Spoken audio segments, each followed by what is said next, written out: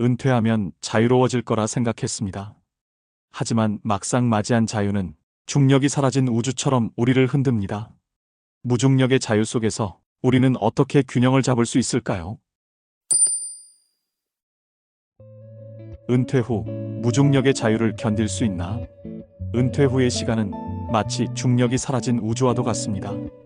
무한히 자유롭지만 어디로 가야 할지 알 수 없는 공간.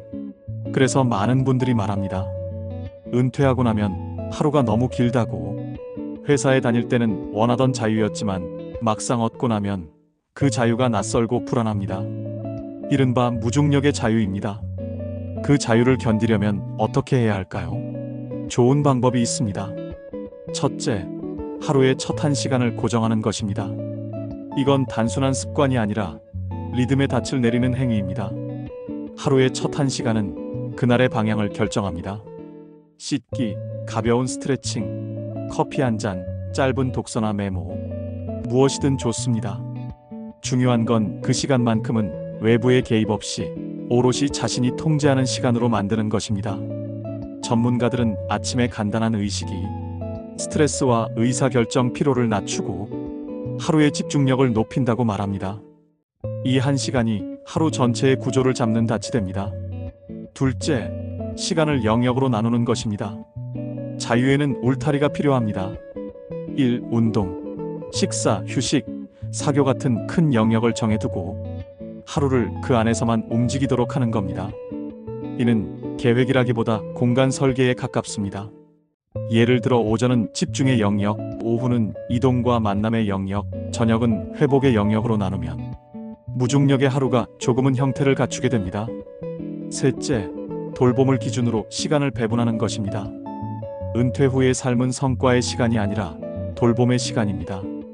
자신을 돌보고, 배우자를 돌보고, 부모님이나 반려식물을 돌보는 일까지 포함됩니다. 돌봄은 반복과 리듬을 만들어주고 무의미한 시간을 의미 있는 시간으로 바꿔줍니다. 하루의 리듬은 성취보다 돌봄에서 비롯될 때 더 오래 지속됩니다. 이 세 가지는 좋은 삶의 리듬을 만드는 출발점입니다. 하지만 너무 쉽게 생각하지는 말아야 합니다. 젊어서도 하지 못한 갓생 살기를 은퇴 후에 갑자기 해내겠다는 건 무리한 일입니다. 하다못해 아침에 규칙적으로 일어나는 일조차 많은 사람에게 쉽지 않습니다. 실제로 연구에 따르면 성인 인구의 약 20%는 저녁형, 20%는 아침형, 그리고 60%는 그 중간형으로 분포합니다. 모두에게 아침형 루틴이 맞을 수는 없습니다. 그래서 필요한 것이 대체 루틴입니다. 루틴을 완벽히 지키지 못할 때 아예 손을 놓지 말고 아주 가벼운 과제를 대신 수행하는 겁니다. 예를 들어 조깅 대신 2분 스트레칭, 글쓰기 대신 짧은 메모, 운동 대신 좋아하는 음악 듣기. 이런 대체 루틴은 루틴 위반의 죄책감을 줄이고 리듬의 끈을 놓지 않게 도와줍니다. 행동과학에서는 이를 작은 습관이라 부릅니다. if and then, 즉 만약 내가 피곤해서 운동을 못한다면 그 대신 스트레칭을 하겠다는 식의 실행 의도를 세우면 루틴은 무너지지 않습니다. 완벽한 루틴보다 이어가는 루틴이 더 중요합니다. 또 하나의 방법은 시간을 모드로 구분하는 것입니다. 특히 저녁처럼 일정이 불규칙한 시간대에는 루틴을 고집하기보다 그날의 모드를 정하는 게 좋습니다. 예를 들어 오늘은 운동 중심 모드, 내일은 모임 중심 모드, 모레는 보충 작업 모드. 이렇게 스스로 오늘의 모드를 선언하면 예외가 생겨도 리듬이 깨지지 않습니다. 모드를 정하는 행위 자체가 결정을 미리 해두는 장치가 되어 결정 피로를 줄여줍니다. 심리학자 윌리엄 제임스는 이렇게 말했습니다. 아무것도 습관화되지 않아. 매 사소한 일마다 의식적으로 결정해야 하는 삶만큼 불행한 것은 없다. 루틴이란 바로 그 괴로움을 덜어주는 장치입니다.